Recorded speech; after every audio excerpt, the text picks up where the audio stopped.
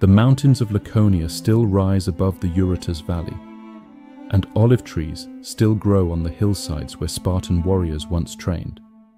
But the city they built is gone, its citizens scattered, its institutions forgotten except by historians and antiquarians.